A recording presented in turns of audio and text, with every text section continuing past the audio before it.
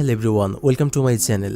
আজকের গল্পটা হয়তো আপনি 20 মিনিটে শুনে ফেলবেন, কিন্তু এই গল্পটা আপনার হৃদয়ে অবশ্যই একটি ছাপ রেখে যাবে।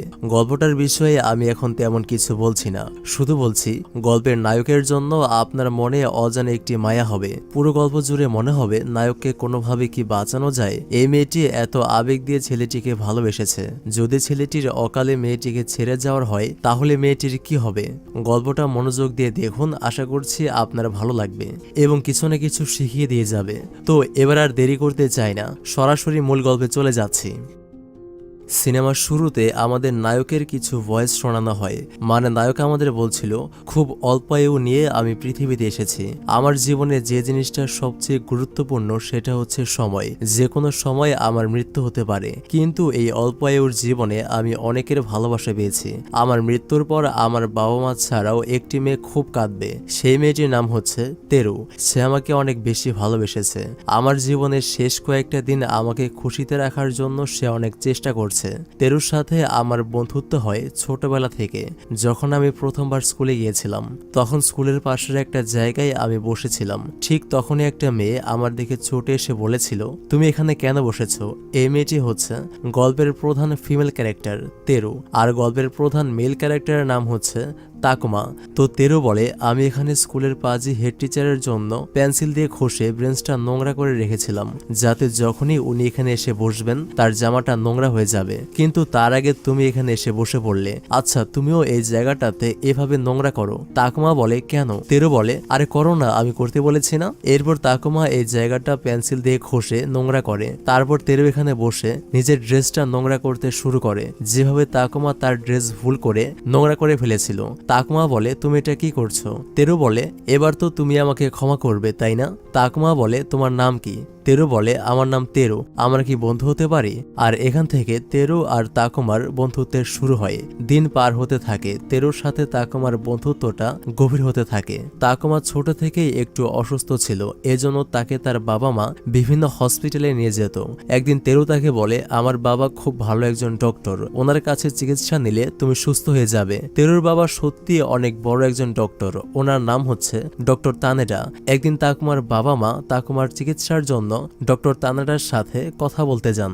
তখন হসপিটালের ছাদে তেরু আর তাকুমা খেলছিল, আকাশে আতশবাজি ফোটানো হচ্ছিল, এজন্য তারা দুজন বেশ আনন্দেই ছিল। হঠাৎ তাকুমা খেলতে খেলতে এদিকে চলে আসে, যেখানে তাকুমার বাবা মা আর ডক্টর কথা বলছিলেন। তাকুমা দরজার পাশে দাঁড়িয়ে তাদের কথা শুনতে শুরু করে। ডক্টর তাকুমার বাবা মাকে বলছিলেন, তাকুমার কাছে খুব কম সময় রয়েছে, সে যত বড় হতে থাকবে তত তার হার্টে লোড পড়তে শুরু করবে, একদিন তার হৃদস্পন্দন থেমে যাবে আর সে মারা যাবে। তাকুমার বাবা জিজ্ঞেস করেন, তাকুমাকে কি কোনোভাবে সুস্থ করে তোলা সম্ভব না? ডক্টর বলেন, দয়া করে বোঝার চেষ্টা করুন, এটা একটা রেয়ার কন্ডিশন। তাকুমাকে যদি বাঁচাতে হয় তাহলে তার হার্ট ট্রান্সপ্লান্ট করতে হবে, কিন্তু এটা কোনোভাবে সম্ভব না। তাকুমার শরীরের সাথে অ্যাডজাস্ট করবে এমন হার্ট কোথায় পাওয়া যাবে বলুন? একজন ডক্টর যখন সর্বোচ্চ চেষ্টা করে ব্যর্থ হন, তখন তিনি পেশেন্টকে সরি বলতে বাধ্য হন। একজন ডক্টর কখনোই চান না কোনো রোগী তার কাছ থেকে আশাহত হোক। আমি আমার সর্বোচ্চ চেষ্টা করেছি, কিন্তু সত্যি কথা হচ্ছে তাকুমাকে কোনোভাবে বাঁচানো সম্ভব না। তাকুমার বাবা বলেন, তাকুমা আর কত বছর বাঁচবে ডক্টর? ডক্টর বলেন, যদি সঠিকভাবে তাকুমার শারীরিক যত্ন প্লাস খাদ্যাভ্যাস ঠিক থাকে তাহলে সে 20 বছর পর্যন্ত বাঁচবে। আর তাকে কোনো ভারী কাজ বা কোনো খেলাধুলা করা যাবে না, তাকে একটি নিয়মের মধ্যে দিয়ে জীবন কাটাতে হবে। যদি সে নিয়মের বাইরে গিয়ে কিছু করে তাহলে তাকে অসহ্য যন্ত্রণায় আরও অকালে মরতে হবে। ডক্টরের এই কথাগুলো শুনে তাকুমার বাবা ও মা দুজনই হতাশ হয়ে যান। আর দরজার এপাশ থেকে তাকুমাও এই কথাগুলো শুনেছে। সে পেছনে তাকিয়ে দেখতে পায় তার সামনে তেরু দাঁড়িয়ে রয়েছে, তার চোখ দিয়ে পানি পড়ছে। এর মানে সেও সবকিছু জেনে গেছে। সে কিছু বছর পর তার বেস্ট ফ্রেন্ডকে হারাতে যাচ্ছে, এজন্য সে কেঁদে ফেলে। পরের দিন যখন তাকুমা আর তেরু দেখা করে, তারা গল্প করতে করতে অনেক ইমোশনাল হয়ে যায়। এক পর্যায়ে তেরু তাকুমাকে জিজ্ঞেস করে, তোমার জীবনের স্বপ্ন কি তাকুমা? তাকুমা বলে, আমার জীবনের স্বপ্ন হচ্ছে বড় হয়ে তোমাকে বিয়ে করা। তোমার জীবনের স্বপ্ন কি? এই কথা শুনে তেরু অনেকক্ষণ চুপ করে থাকে। কিছুক্ষণ পর সে বলে, আমি তোমাকে বাঁচাতে চাই তাকুমা, কিন্তু আমি জানি না আমি তোমাকে কি করে বাঁচাবো। আমি মনে প্রাণে চাই তুমি বেঁচে থাকো। এরপর সে কাঁদতে কাঁদতে সৃষ্টিকর্তাকে বলে, আপনি প্লিজ আমার তাকুমাকে বাঁচান। চান, দয়া করে আমাদের একসাথে থাকতে দিন, তাকুমাকে সুস্থ করে দিন। তাকুমা তেরুকে বলে, প্লিজ তেরু, কান্না করো না। এরপর তেরু কান্না করতেই থাকে। এরপর তাকুমা তেরুর কাছে এসে তেরুকে প্রথমবারের মতো কিস করে। এরপর বেশ কিছু বছর পার হয়ে যায়। তাকুমা আর তেরু এখন হাই স্কুলে পড়ে। তাকুমা আর তেরুর বন্ধুত্বটা ঠিক আগের মতোই আছে। স্কুল ছুটির পর তারা অনেকক্ষণ একসাথে ঘুরতে বের হয়। স্কুলেও তারা সব সময় একসাথে বসে। স্কুলের টিফিনের সময় তেরু খেলছিল আর দূর থেকে তাকুমা তেরুকে দেখছিল। তারও খুব ইচ্ছা করে তেরুর সাথে একসাথে খেলতে, কিন্তু তার তো খেলাধুলা করা যাবে না। যখন তেরু খেলা শেষ করে বের হয় তখন কিছু দুষ্টু ছেলে তেরুর উপর এক বালতি পানি ফেলে দেয়। এজন্য তেরুর ড্রেস ভিজে যায় আর ড্রেসের নিচে তেরুর ব্রা দেখা যায়। এটা দেখে দুষ্টু ছেলেরা বলে, ও আচ্ছা, তুমি পিঙ্ক কালারের ব্রা পরো। তেরু ভীষণ লজ্জাজনক অবস্থায় পড়ে যায়। তখন তাকুমা এসে ছেলেগুলোকে মারতে শুরু করে। খুশি মারতে মারতে নাক মুখ ফাটিয়ে রক্ত বের করে ফেলে। তখন তেরু এসে তাকে থামায়। সে বলে, তোমার এত মারামারি করা যাবে না, তুমি অসুস্থ হয়ে যাবে। ঠিক তাই হয়। কিছুক্ষণের মধ্যেই তাকুমার বুকে ব্যথা ওঠে। এরপর তেরু তাকে হসপিটালে নিয়ে যায়। এখানে তাকুমা অনেক মন খারাপ করে শুয়েছিল। তেরু বলে, তুমি তো ওদেরকে ইচ্ছা মতো মারধর করেছো, তাহলে এখনো কেন মন খারাপ করে শুয়ে আছো? তাকুমা বলে, আমার অন্য একটা ব্যাপারে মন খারাপ। তেরু বলে, কিসের ব্যাপারে? তাকুমা বলে, ওরা বাজে ছেলে হয়ে তোমার পিঙ্ক কালারের ব্রা দেখে ফেললো, আর আমি তোমার বয়ফ্রেন্ড হয়ে এখনো তোমার শরীর দেখতে পারলাম না। তেরু বলে, ও আচ্ছা, তোমার এই ব্যাপারে কষ্ট হচ্ছে? আমার শরীর দেখাটা কি খুব গুরুত্বপূর্ণ? তাকুমা বলে, এটা অবশ্যই আমার জন্য গুরুত্বপূর্ণ। আমি তোমার বয়ফ্রেন্ড, আমি কি তোমার শরীর দেখতে পারি না? আমার আগে আজকে ওরা তোমার ব্রা দেখে ফেলেছে, অথচ আমি প্রথমে দেখতে চেয়েছিলাম। এখন আমি চাই না আমি ছাড়া অন্য কেউ প্রথমে তোমার শরীর দেখে ফেলুক, আমি প্রথম হতে চাই। তেরু কিছুক্ষণ চুপ করে থেকে বলে, ঠিক আছে, আমি তোমাকে প্রথম হতে দিচ্ছি। এরপর সে নিজের টি শার্ট খুলতে শুরু করে। তাকুমার হার্টবিট বাড়তে থাকে। এক পর্যায়ে সে সহ্য করতে না পেরে বলে, থামো, আমার বুকে ব্যথা করছে, তোমার শরীর দেখাতে হবে না। তেরু বলে, ইস, আমি এমনিতেই আমার শরীর তোমাকে দেখাতাম না, তোমার উত্তেজিত হওয়া ঠিক না। তাকুমা বলে, কি, তার মানে তুমি আমাকে নিয়ে খেলছিলে? দাঁড়াও তুমি। তেরু তাকুমার কাছ থেকে পালাতে শুরু করে, কিন্তু এক পর্যায়ে তাকুমা তেরুকে ধরে ফেলে। এরপর সে তেরুকে কিস করে। তেরু সেই কিসটা ফিল করে। তখনই আরো একবার ব্যাকগ্রাউন্ডে তাকুমার ভয়েস শোনা যায়। সে আমাদের বলছিল, দিন দিন তেরু আমার প্রতি বেশি দুর্বল হয়ে যাচ্ছিল, আমিও তার প্রতি অনেক দুর্বল হয়ে যাচ্ছিলাম, কিন্তু আমি চাই না তেরু আমার প্রতি বেশি দুর্বল হোক, কারণ আমি চাই যখন সে আমাকে হারিয়ে ফেলবে তখন সে যেন এই ধাক্কাটা সহ্য করতে পারে। এজন্য এখন আমি তেরুর সাথে ব্রেকআপ করতে চাই। আমি চাই আমি বেঁচে থাকতে সে যেন আমাকে ঘৃণা করে, আমি মরে গেলে সে যেন কোনো কষ্ট না পায়। এজন্য আমি এখনই তেরু থেকে দূরে সরতে চাই। পরের দিন দেখা যায় তাকুমা নিজের বাবা মাকে বলছে সে যে স্কুলে পড়ে সে সেই স্কুল চেঞ্জ করতে চায়। এজন্য সে অনেক দূরের অন্য একটি স্কুলের নাম বলে যেখানে সে ভর্তি হতে চায়। আসল কাহিনী হচ্ছে, সে বর্তমানে যে স্কুলে পড়ছে সেই স্কুলে তেরুও পড়ে, কিন্তু সে এখন চায় তেরুর থেকে দূরে সরতে। কিন্তু তাকুমার বাবা ও মা চায় না তাদের ছেলে এত দূরের স্কুলে পড়ুক। তাকুমার মা বলে, তোমার অত দূরের স্কুলে পড়ার দরকার নেই, ওখানে তোমার অসুখ বিসুখ হলে কে দেখবে, কোথায় থাকবে তুমি? তাকুমা বলে, আমি সেখানে স্কুল হোস্টেলে থেকে পড়াশোনা করব, আর সেখানে আমি আমার নিজের কিছু বন্ধু বানিয়ে নিব। আমার কোনো সমস্যা হলে ওরা আমাকে দেখবে। তোমরা আমার জন্য কোনো চিন্তা করো না, তোমরা শুধু আমার টিসি পেপারে সাইন করে দাও। যদিও তাকুমার বাবা মা মন থেকে চায় না যে তাদের ছেলে এত দূরের স্কুলে অ্যাডমিশন নিক, কিন্তু তাদের ছেলের জোরাজুরিতে তারা টিসি পেপারে সাইন করতে বাধ্য হয়। পরের দিন তাকুমা শেষবারের মতো স্কুলে আসে, আর আজকে সে তার টিসি পেপার হেডমাস্টারের কাছে জমা দিয়ে আসে। স্কুল শেষে যখন তাকুমা আর তেরু বাড়ি ফিরছিল তখন সে তাকে প্রথমবারের মতো জানায় সে স্কুল থেকে চলে যাচ্ছে। তেরু বলে, কেন, এই স্কুলে কি সমস্যা হয়েছে? আচ্ছা, তোমার যদি এই স্কুল চেঞ্জ করতে হয় তাহলে আমাকে বলো তুমি কোন স্কুলে অ্যাডমিশন নিচ্ছ, আমিও সেই স্কুলে ভর্তি হব। তাকুমা বলে, তোমার সেখানে আসার প্রয়োজন নেই, আমি একাই সেখানে যাব, আর একটা কথা আমাকে জিজ্ঞেস করবে না, তুমি চাইলে বাসায় যেতে পারো। তেরু এই কথাগুলো শুনে কিছুক্ষণ চুপ থাকে। তারপর সে বলে, আচ্ছা ঠিক আছে, ভালো থেকো। এটা বলে সে চলে যাওয়া শুরু করে। এরপর তাকুমা আমাদের বলে, মানে ব্যাকগ্রাউন্ডে তাকুমার ভয়েস শোনা যায়। সে বলছিল, আমার তেরুর সাথে এত কঠিনভাবে কথা বলতে অনেক কষ্ট হচ্ছিল, কিন্তু আমার এটা করা ছাড়া আর কোনো উপায় ছিল না। আমি চাই না তেরু সারা জীবন আমাকে ভালোবাসুক, সারা জীবন আমাকে মিস করে কষ্ট পাক। আমি চাই আমি বেঁচে থাকতেই সে যেন আমাকে ঘৃণা করে। এরপর যখন আমি মরে যাব তার যেন একটু যায় না আসে। এজন্য আমাকে কাপুরুষের মতো এই কাজটা করতে হলো, কিন্তু বিশ্বাস করুন আমি তেরুকে অনেক ভালোবাসি। এরপর তাকুমা আগের স্কুল থেকে টিসি নিয়ে নতুন স্কুলে ভর্তি হয়। আজ এই স্কুলে একটা অনুষ্ঠান হচ্ছিল। স্কুলের হেড টিচার স্টেজে বক্তব্য দিচ্ছিলেন। হঠাৎ তিনি বলেন, তোমরা স্টুডেন্টদের মাঝ থেকে একজন উঠে আসো আর স্কুল সম্পর্কে তোমাদের মতামত শেয়ার করো। তখন তাকুমাকে অবাক করে দিয়ে তেরু উঠে আসে স্টেজে আর সে সবার সামনে বলতে শুরু করে, তুমি কি ভেবেছিলে এত সহজে আমার থেকে পরিত্রাণ পাবে? এত সোজা না। তুমি বলবে আর আমি এত সহজে তোমাকে ছেড়ে দেব? আমার ভালোবাসা কি এতই সস্তা? সৃষ্টিকর্তাও চান না আমি তোমাকে একা ছেড়ে দেই। এরপর আমাদের ফ্ল্যাশব্যাকে দেখানো হয় তাকুমার মা কয়েকদিন আগে তেরুর কাছে এসেছিলেন। তিনি বলেছিলেন তাকুমা স্কুল চেঞ্জ করতে চাচ্ছে, সে সিডো হাই স্কুলে ভর্তি হতে চাচ্ছে। তুমি কি ওকে একটু বোঝাবে সে যেন এই স্কুলে পড়ে? অত দূরের ওই স্কুলে কে তাকে দেখবে? তেরু তাকুমার মাকে বলেছিল, আপনি কোনো চিন্তা করবেন না, তাকুমাকে আমি দেখে রাখবো। আর আপনাকে অনেক ধন্যবাদ তাকুমার নতুন স্কুলের নাম আমাকে বলার জন্য। এরপর আবার প্রেজেন্টের সিন দেখানো হয়। তাকুমা তেরুকে এখানে দেখে টাসি খেয়ে গেছে। তেরু বলে, তুমি এখনো কোন সাহসে আমার দিকে তাকিয়ে আছো? তুমি জানো তুমি সেদিন ওই কথাগুলো বলার পর আমার কত কষ্ট হয়েছিল? তুমি একটা শয়তান হারামি। তেরু তাকুমার উপরে চিৎকার করে যাচ্ছিল। তখন কিছু স্টুডেন্ট এসে তেরুকে জোর করে ধরে স্টেজ থেকে নামিয়ে নিয়ে যায়। আর নতুন স্কুলের শুরুতেই সবাই জেনে যায় তেরু আর তাকুমা একে অপরকে ভালোবাসে। এরপর স্কুল ছুটির পর তেরু আর তাকুমা গল্প করছিল। তাকুমা তেরুকে বকা দিচ্ছিল, তুমি আমাকে না জানিয়ে এই স্কুলে কেন এসেছো? তেরু বলছিল, আমার আজকাল তোমার পারমিশন নিয়ে চলতে হবে? আমি তোমার পারমিশন নিয়ে চলতে পারবো না, আমি আমার অধিকার নিয়ে চলবো। তারা যখন কথা বলছিল তখন দূর থেকে একটা ছেলে তাদেরকে দেখছিল। এই ছেলেটির নাম হচ্ছে কেনসি।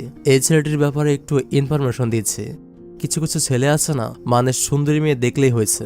কেনসি হচ্ছে ঠিক সেরকমই একটি ছেলে। স্কুলে কোনো সুন্দরী মেয়ে তার চোখে পড়তে টাইম লাগে কিন্তু প্রপোজ করতে টাইম লাগে না। তো সে দূর থেকে তেরুকে দেখে পছন্দ করে ফেলে, যদিও সে জানে তার বয়ফ্রেন্ড রয়েছে। যাই হোক, তেরু স্কুলে মেয়েদের হোস্টেলে ওঠে আর তাকুমা ছেলেদের হোস্টেলে ওঠে।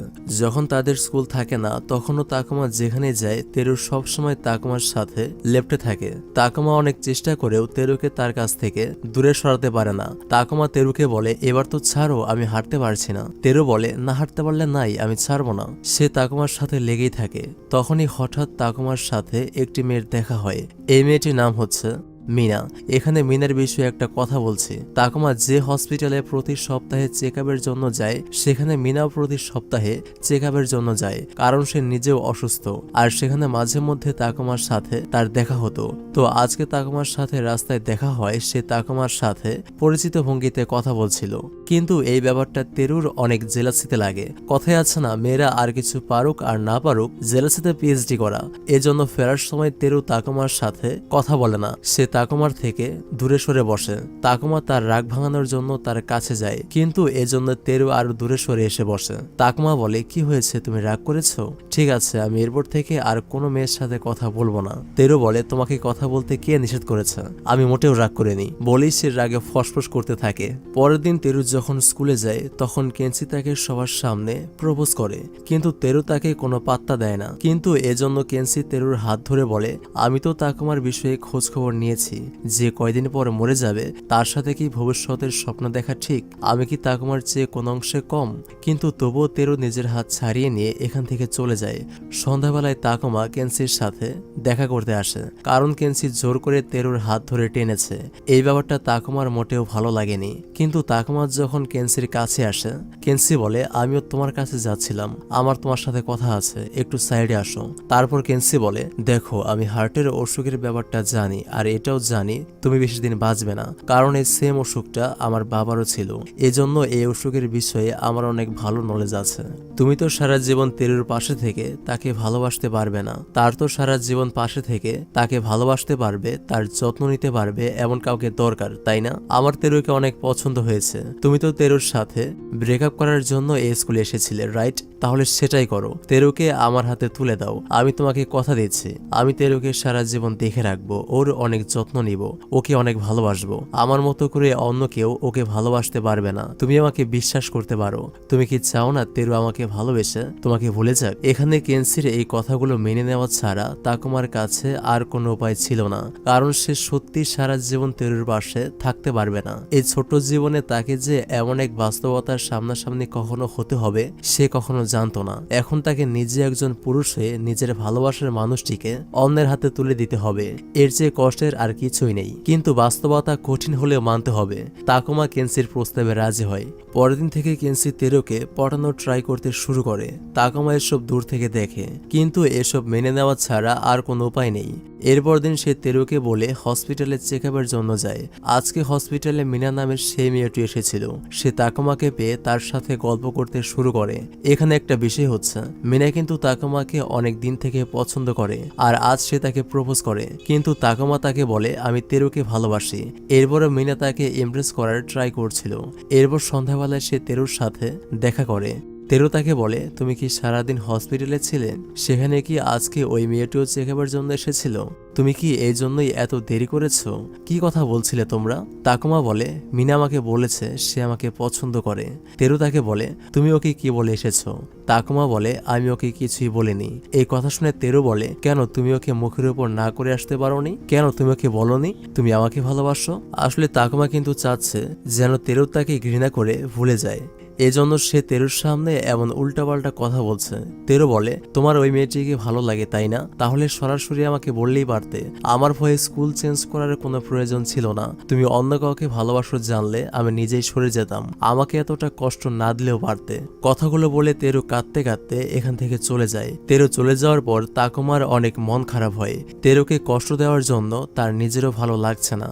এজন্য সে পরের দিন তেরোর রাগ ভাঙাতে যায়, কিন্তু তেরো তার সাথে কথা বলে না। এদিকে কেনসি তেরোকে পটানোর চেষ্টা করেই যাচ্ছে, কিন্তু তেরো তাকে কোনো পাত্তা দিচ্ছে না।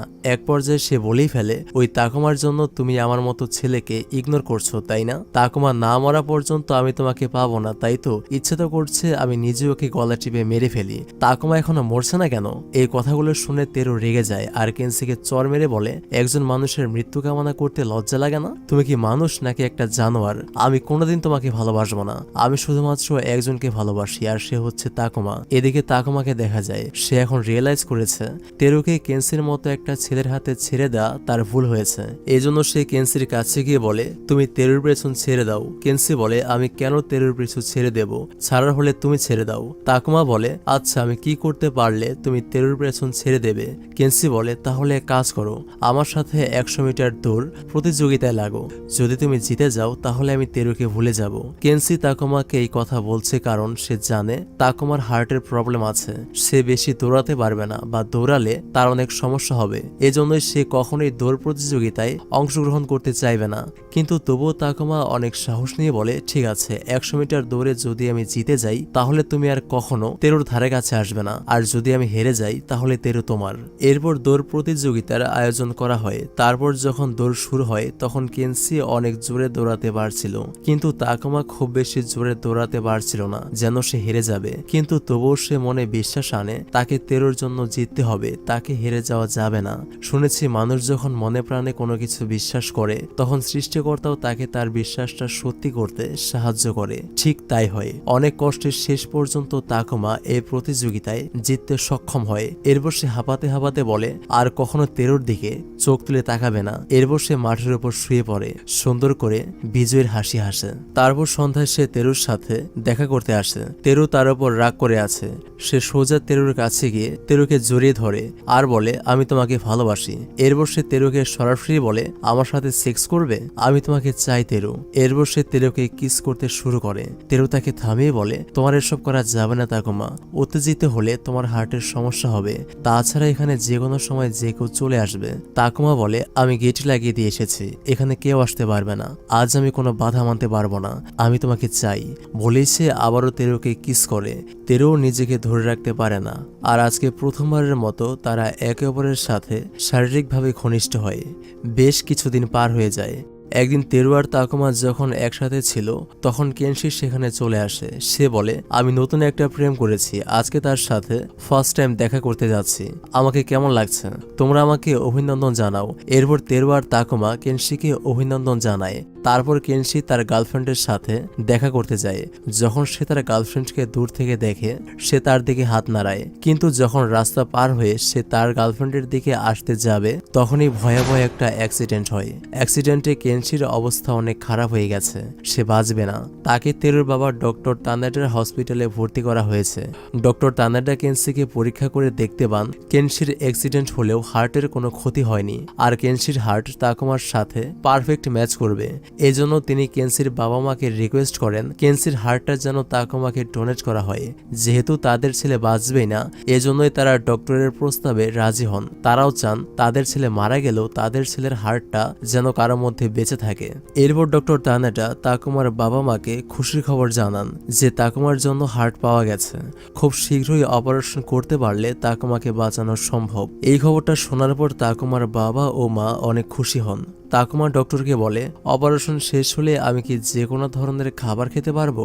আমিও কি অন্যদের মতো খেলাধুলা করতে পারবো, ছোটাছুটি করতে পারবো? ডক্টর বলেন, হ্যাঁ তুমি অবশ্যই পারবে। তারপর তাকুমা সাহস করে তেরুর বাবাকে বলে, অপারেশনের পর আমি আপনার মেয়েকে বিয়ে করতে চাই। এই কথাটা শুনে তেরুর বাবা হেসে ফেলেন। পরক্ষণেই মুখ গম্ভীর করে বলেন, যদিও তোমার মতো মাথা খারাপ ছেলের সাথে আমার মেয়ের বিয়ে দিতে চাই না, কিন্তু আমার মেয়েটা আবার তোমাকে ভালোবাসে, তাই বাধ্য হয়ে তোমার সাথে বিয়ে দিচ্ছি। পরিস্থিতি শিকার তাকুমা আজ অনেক খুশি, যেন আজ তার জীবনের সবচেয়ে খুশির একটি দিন। তেরু যখন এই খবরটা শোনে সে অনেক খুশি হয়। সে প্ল্যান করতে শুরু করে অপারেশনের পর সে তাকুমাকে নিয়ে কোথায় কোথায় ঘুরতে যাবে। তারা দুজন আজ অনেক খুশি। পরের দিন সকালে কেনসির চোখ দিয়ে পানি পড়তে দেখা যায় আর তার হাতের আঙুল নড়ে ওঠে, যা দেখে কেনসির মা বুঝতে পারেন হয়তো তার ছেলেকে বাঁচানো যাবে। তাই তৎক্ষণাৎ তিনি ডক্টরকে ডাকেন আর বলেন, আমি আমার ছেলেকে বাঁচাতে চাই, আমার ছেলের হার্ট আমি কাউকে দেব না, আপনি আমার ছেলেকে বাঁচান। ডক্টর বলে, আপনার ছেলের হার্ট যাকে ডোনেট করবেন বলেছিলেন তার জন্য সবকিছু তো রেডি হয়ে গেছে, এখন শুধু পারমিশন পেপারে আপনাদের সাইন নেওয়া বাকি, আর সব কাজ হয়ে গেছে। কেনসির মা বলেন, যা কিছু হয়ে যাক, আমার ছেলে এখনো বেঁচে আছে, আর আমার ছেলের হার্ট আমি কাউকে দিব না। আমি আমার জীবিত ছেলেকে মেরে ফেলতে চাই না। ডক্টর তানেটাও এবার দোটানায় পড়ে যান। তিনি এখন কি করবেন না করবেন কিছুই বুঝতে পারছেন না। এরপর তিনি তাকুমার বাবা মায়ের কাছে এসে বলেন, যারা আপনাদের ছেলেকে হার্ট ডোনেট করতে চেয়েছিল তারা জানিয়েছেন তারা হার্ট ডোনেট করবেন না, আর তাদের পারমিশন ছাড়া অপারেশন করা সম্ভব না। এসব শুনে তাকুমার বাবা ও মা রেগে যান আর তারা অনেক কষ্ট পান, কারণ তারা অনেক আশা করেছিলেন তাদের ছেলেটা বাঁচবে, কিন্তু শেষ পর্যন্ত তাকুমার কপালে কিছুই সইল না। এরপর সে তেরুর সাথে মন খারাপ করে ফিরে আসতে শুরু করে। তার কাছে মনে হচ্ছে কিছুক্ষণের জন্য সে হয়তো সুন্দর কোনো স্বপ্ন দেখেছিল। বেশ কয়েক মাস পার হয়। একদিন স্কুলে তাকুমার শরীর অনেক খারাপ হয়ে যায়। তার বুকে অনেক ব্যথা হচ্ছিল, অসহ্য ব্যথা। বাসায় আসার পরও তার ব্যথা হচ্ছিল। এক পর্যায়ে সে যন্ত্রণা সহ্য করতে না পেরে জ্ঞান হারিয়ে ফেলে। সন্ধ্যায় তাকে হসপিটালে নিয়ে যাওয়া হয়। তেরুর বাবা তাকে পরীক্ষা করছিলেন। তিনি তাকুমার টেস্ট করে বুঝতে পারেন তাকুমা আর বেশিক্ষণ বাঁচবে না। এজন্য তিনি বাইরে এসে তাকুমার বাবা এবং মাকে জানান তাকুমার হাতে আর বেশিক্ষণ সময় নেই, আপনারা তাকুমার কাছে যান, তার সাথে শেষ কিছু সময় কাটান। এরপর তিনি তার মেয়ের দিকে তাকিয়ে বলেন, তুমিও যাও। এরপর সবাই তাকুমার কাছে চলে আসেন। তাকুমার বাবা মা তাকুমার হাত ধরে বসেন। তেরু তাকুমার কাছে আসতে ভয় পায়। সে ছুটে কেনসির গার্জিয়ানের কাছে যায়, হাঁটু গেড়ে বসে ভিক্ষা চাওয়ার মতো করে বলে, প্লিজ কেনসির হৃদয়টা তাকুমাকে দিয়ে দিন, আমার তাকুমা বাঁচবে না। জানি আমি স্বার্থপরের মতো কথা বলছি, কিন্তু তাকুমা মারা যাচ্ছে, আপনারা দয়া করে আমার তাকুমাকে বাঁচান, প্লিজ আমাকে কেনসির হার্টটা দিন। তখন এখানে তেরুর বাবা চলে আসেন। তিনি এসে তার মেয়েকে শান্ত করার চেষ্টা করেন। কেনসির গার্জিয়ান বলেন, আমি তোমার কথা বুঝতে পারছি, কিন্তু আমি তোমাকে হ্যাঁ বলতে পারছি না। আজ সকালে আমাদের কেনসির হাতের একটা আঙুল নড়ে উঠেছে, এটা আমাদের কাছে একটা আশা। আমরা নিজের হাতের সেই একমাত্র আশাটাকে ভেঙে ফেলতে পারি না। একটু বোঝার চেষ্টা করো, আমাদের কেনসি বাঁচতে পারে। একজন